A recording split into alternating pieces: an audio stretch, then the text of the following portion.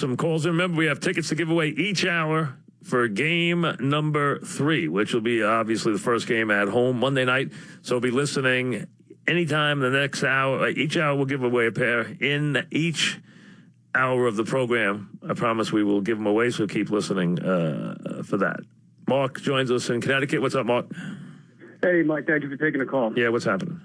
Let me just say I'm a Mets fan, but really appreciate and respect what the Yankees have done so far. And just wanted to get your opinion on, everyone's been talking about house money for them, and they've definitely overachieved. But at this point, seeing as how they just beat a team down 0-2 that most people, including myself, considered the best team in the league, has it moved beyond house money and become no, not in that regard. I don't think they have pressure, but what I'm saying is, does it start to look like they've proven they're plenty good? I'm not saying they can't win. No, they can win. They have a real opportunity. No, they can win, but they are way past having to do anything this year. This year has been an unqualified home run for them.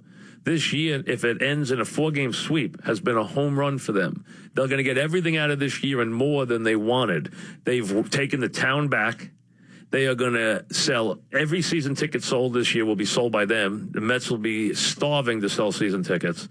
So they've taken the town back, and they've set themselves up now as one of the teams to beat for the next 5 years. So they've accomplished everything they could possibly want to accomplish this year, no matter what happens in this series. So, yes, of course they want to win, and they have a very good chance to win this series. This series, to me, is a far more even series than an Indian series looked like going in, not knowing about anything with Kluber or anything else, because that team had more pitching.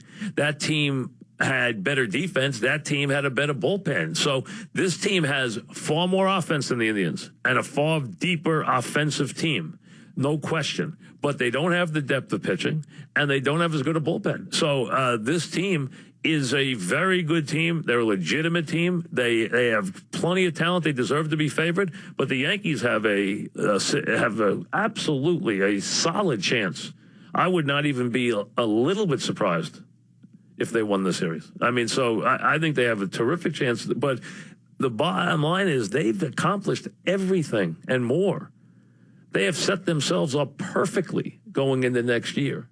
They have completely leveled the Mets. The Mets leveled themselves, but the point is now the town belongs completely lock, stock, and barrel back to the Yankees. Remember, the Mets have been in the playoffs the last 2 years. The Mets won the World Series 2 years ago. Now the town is back to being completely owned by the Yankees. The Mets aren't even an afterthought right now. So they've accomplished that too, and gotten their young guys experience and put their core in the right place going forward. So, yes, this year has been an absolute, on a scale of 1 to 10, this year's already been an 11. Nothing, and it can get better.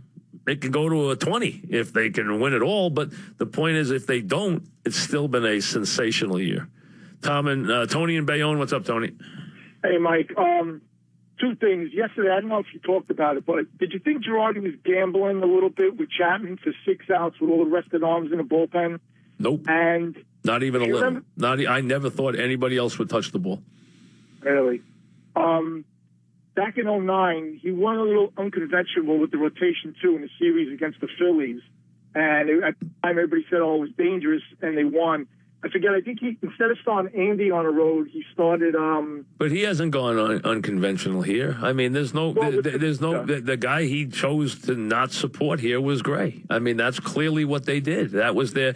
He can't pitch Tanaka on the road twice. I mean, at home twice, which is what he'd want to do because he's so much better at home. He can't do that.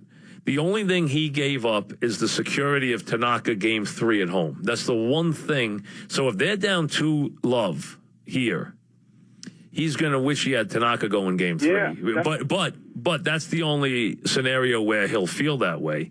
That will be the one where you say, wow, you know. And listen, if Tanaka gets whacked tonight, people can say, I should have saved him, because that's what happens. That's what people will do. Absolutely, they'll say it if he gets hit hard tonight, because that's how sports is. I mean, but these guys in this rotation, other than Severino, are so even that you can use them pretty much in any order.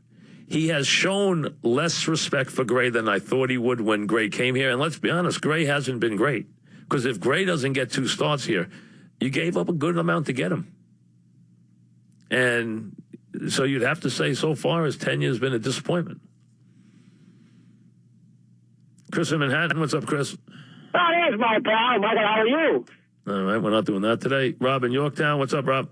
Mike, what's going on? Mike, listen, I wanted to ask you, with all the Yankee championships you've done, I got 2 points. I got a question after this, too, but how are you enjoying this run, knowing you only got a couple of weeks left? I mean, they gave us a nice surprise this year, getting to the playoffs, but it's got to be a little special for you, knowing you're going out with talking about Yankees this much in October this year. Yeah, it's nice to have. And listen, any year you get this kind of run in October, it's fun. I mean, listen, we've all missed it in recent years. Yeah, you got very used to it through the years. It became kind of part of this, you pretty much set up the schedule thinking the Yankees were going to have a long run in October. Went through year after year where that was the case. Remember, this is a team that won 12 straight World Series games. So, we know what this team can do. We know. I should say 14 straight World Series games. I count them up, right? 4. Yeah, it's 14 straight World Series games. So, I mean, we saw that kind of run. So we know how good things can get here. And they hadn't won a playoff series in 5 years.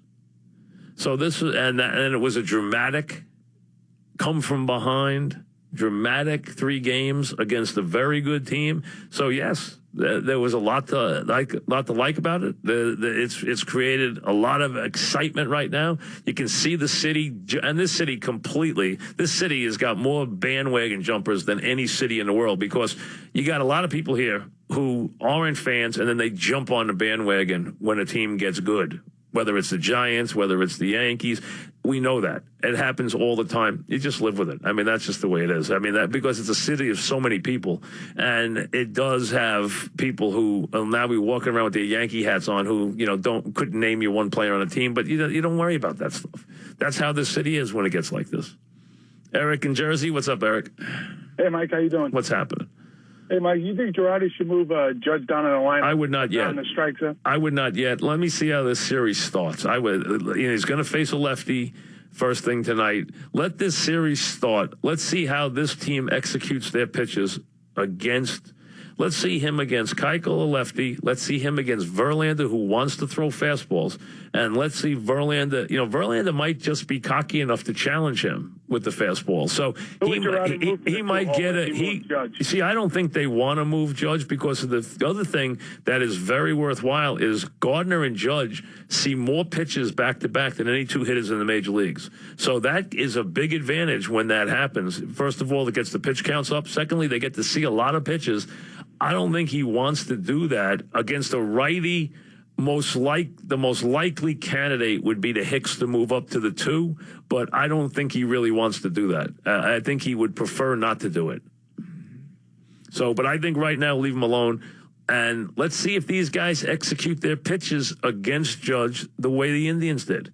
Then let's react to it, because it might be very different right from the get-go tonight. I would not move him today. Adam in Jersey, what's up, Adam? Hey, Mike, how you doing? Good, what's up?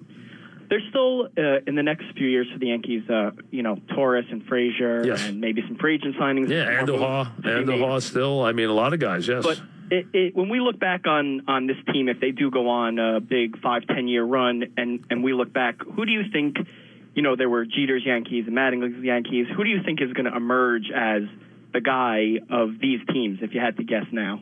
I don't think there's any question it'll be Judge. I can tell just by the way he acts now. It shows you how good the team is, that it could be a number of any different guys. I know. I think just from the temperament, I think it will be him.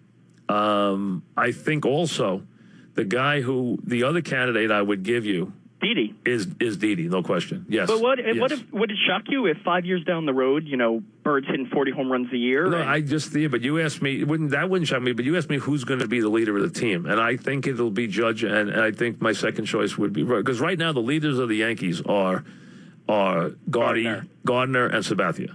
And one of those guys. Those 2 guys have led the team. Sabathia has led this team since the day he walked in here. He tried to change the Yankee. They brought Sabathia and Swisher into the Yankees. Cashman brought them in to change the temperament and the personality of the Yankee clubhouse. The Yankee clubhouse had a history of being an impossible place for guys to come in and play in, and that it was a very nasty, sullen, edgy clubhouse that a lot of guys didn't like. As a matter of fact, when Cashman first went to talk to CeCe about coming here, he said, I don't want to play on your team. I hear it's a terrible clubhouse. And he said, I want you to come change it. And that was the reputation. Even though the Yanks had had so much success, that was the reputation that clubhouse had. Was that it was a very edgy, nasty clubhouse, and it was not good to newcomers and stuff like that. And CeCe and Swisher really changed the temperament of that clubhouse. They really did. And it's not a huge deal right now, but if this team wins over the next few years, one of these guys, and it's probably be Judge, is going to be named captain.